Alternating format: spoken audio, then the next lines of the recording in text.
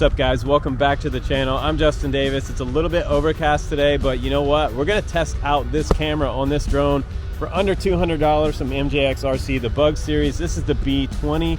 I'm gonna take this out of the box, let you see what's in the box included for the money under $200. 4K it's kind of crazy. So you get a pretty good flight time on this battery. We're going to talk about the flight time, the characteristics, the different modes that this guy has, and if it's really worth it or not for your time. Now, this is kind of a step above what I would consider like a toy drone. So it's really neat that we're in 2020 finally, and we can fly something with 4K sensor on board for under $200. It's kind of crazy. So is it worth the money? Let's go ahead and find out. Let's put it on the ground now. Let me show you what's included inside the box. And then most importantly, guys, as always, I'm gonna take you out flying. We'll talk about the video on board. We'll talk about the video quality. And at the end of the review, I'll give you my final opinion on the Bugs20. I like this one because it does stand up off the ground. It is the non-foldable version, but still super cool. Here we go.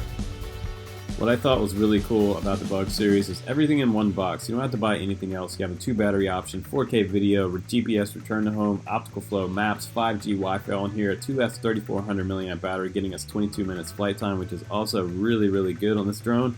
It has a 2.4 gigahertz radio, auto takeoff land, video photo button, power and unlock button, phone holder, return to home button, speed modes, and an LED button, a gimbal wheel dial button, GPS on and off, and it takes 2 AA batteries in the back to get this one going. 280 millimeter wheelbase on this little guy. It has a dampened 4K camera with electronic stabilization on board. Also nice venting on the side and brushless power system on board with 2 bolts holding each prop on. Those are pretty quick and easy to get on and off. We also have optical flow on the bottom with LEDs. There are 2 in the bottom just behind the optical flow sensor, and it was so much fun to turn the LEDs on and off with the controller. It was just one of those things that make this little quad fun to fly. You can see the LEDs coming in here for a landing. It's almost sunset right now, but check out the LEDs on the bottom right there. You can see green in the back, red in the front, and I had so much fun turning on and off the LEDs from the power button. Just one of those little things about flying a quad that makes it just that much happier. In this little quad, it is quite fast in the high speed mode. It will get going pretty quick and also slow way down for cinema mode. Alright, my friends, let's go ahead and get the MJX RC B20 flight test underway. Here we go. Want to stop it real quick. We want to make sure that GPS is on and that position hold is actually working before I take off and fly, because otherwise return to home is not going to work. Make sure your switch is switched to the on position. Now on the B20 we have follow me, orbit mode, waypoints, low and high speed button on the right hand side, and a physical button for return to home. The video was looking pretty good at this point, and then I decided to fly across the field. Now let me show you the first thing that I noticed with the B20 is that the 1/3 sensor on board is okay at higher altitudes.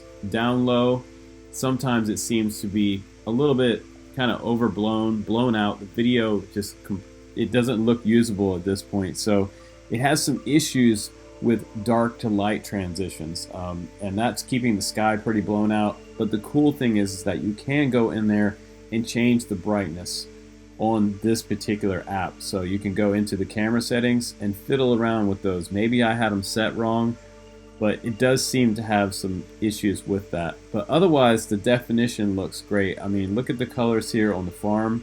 You can really see the reds in the tree down there and on the barn. And I was losing video at about 298 meters, the one that I had tested with the iPhone 11. So that's one thing to think about. You need to have 5.8 Wi-Fi on your phone to be able to handle video transmission. The pan was okay. The remote sticks, again, could be a little bit nicer. They feel kind of like toy-like in my hands. I wish they were a little tighter. Now, right here, I went ahead and hit the physical return to home button. So you can see it's kind of on a tilt, and there goes that sort of image overblown look again in the camera. And when I get back over the home point, it kind of leveled off, and then the ground seems to look pretty good, but again, the sky was overblown. And on the return, I just decided to point the camera down for you guys, and let's see if it lands on that little half table right there. and it stopped before it came in, which was interesting. And then it leveled off at this point, and it moved over just a little bit to land where it exactly took off from. So that was pretty impressive. The GPS return to home mode seems to work pretty fantastic, and I'm happy about that. So I'm just going to try to take a little bit of video here with my phone and the app going at the same time, which you can actually do. I'm just going to try not to take out my fingers with those props, because this little guy has some pretty good power with the 1306 brushless motors on board. But look at the LEDs on the bottom, and the spotlight LEDs are super cool. Now back to the video. Let's just go ahead and go out there and cruise now, guys. Let's see how it looks out in the fields. And I have to say, I have to give this quad a little bit of credit, because today was extremely overcast, and when I got home and looked at the video, the day was much darker than what you see here in the video. So I think that for the day that I flew on a cloudy winter day, I think the sensor actually did pretty good. And I've seen other sensors in the past have some issues with that dark to light transition when it is overcast. It doesn't seem to have a consistent light view, so it does kind of get overblown and come back. But here you see a little more definition in the sky. And I left the video the same here. I didn't do any saturation bump up, or I didn't change the black point or put more definition in the video. Right here is just the stock video that you see that was recorded to the SD card. And we're going to talk about jello. There is some jello in the non-stabilized mode. And if you want to get super ultra smooth video, you might have a little bit more blur to it, but you can enable EIS, which is the electronic stabilization mode. And that will make your video super smooth. You won't see any bouncing around. But I thought that the detail was pretty good on this sensor. And I don't know, guys, if it is a Sony sensor or not, but I'd like to find out. Maybe I can ask MJX RC directly and find out if they used a Sony sensor on this one. And right now I'm in low mode, and look how slow this quad will move in the lowest mode. So if you're looking for the best cinema style quality video, I suggest going in the low mode. Right here, taking some chances over the frog pond. I already have another quad down there in that pond somewhere with a 4K camera on board. I should go looking for it with this quad, see if I can find it. If anybody finds it out there, let me know. If you got any scuba gear. There's been a camera in there now for, I guess, about 3 years probably. But look at all the colors out here. This is kind of a fun spot to bring the B20 out. And not a good place to have a crash or a brownout. But I trust that this battery is locked in pretty nice on the drone. I've been flying drones for over 10 years, and I'll tell you, sometimes with batteries that clip and lock in, sometimes if you don't clip one side or the other, the battery falls out mid-flight. They actually had some Mavic Pros do that back in the day. When Mavic Pros were first released, guys wouldn't push them all the way down. They didn't get snapped in, and they would just fall right to the ground after about 10 minutes of flying. And then, of course, it was DJI's fault. You know how that goes. But this is looking pretty good.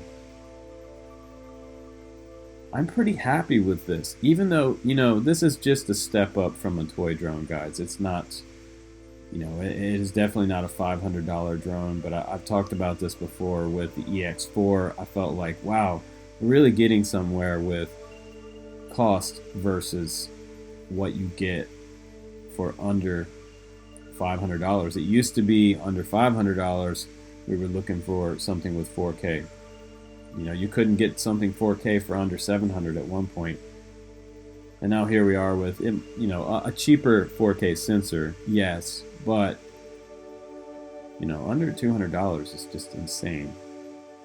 Can't get over that fact. And then here we go, finally getting back to sort of a truer looking color. I wouldn't say that the colors are true to life, but they are pretty good. See a lot of the fall colors there. So I think for somebody that's kind of looking to get into flying a drone, MJX RC has always been the gateway to becoming a drone pilot. For my channel and my guys, what I would recommend is one of their drones to start with. If you want to just get out there and be able to fly a drone and learn the basics of flying, this is a great way to do that. And learn some of the flight modes just for fun. If you're looking to fly FPV, I would probably recommend the Emax Tiny Hawk Ready to Fly. You can fly that one indoors, outdoors. It comes with goggles and the whole set. But if you're looking to master the skills of 4K cinema, this is a great place to start. If you're going for your 107 or you want to do some real estate video, if you've never even touched an RC transmitter, anyone can grab this quad, read the instructions, take it out and fly it. I think that adds a lot of accessibility to what we're doing here. And you can see there's some vibration there. This gimbal is not 100% dampened,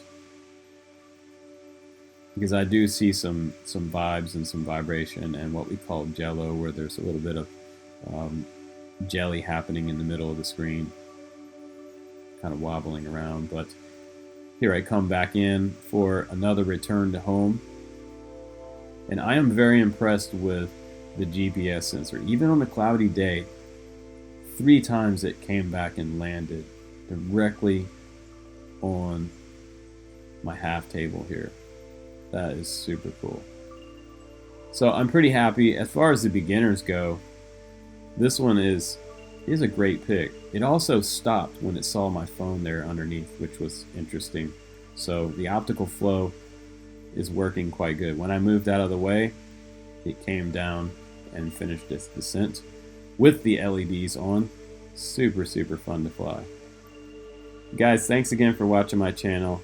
Thanks for hanging out with me and flying. And please do subscribe on the Drone Camps RC channel. I've been around for a long time in the industry, and I'll bring you more videos coming up. Thanks for hanging and flying, guys. Bye-bye.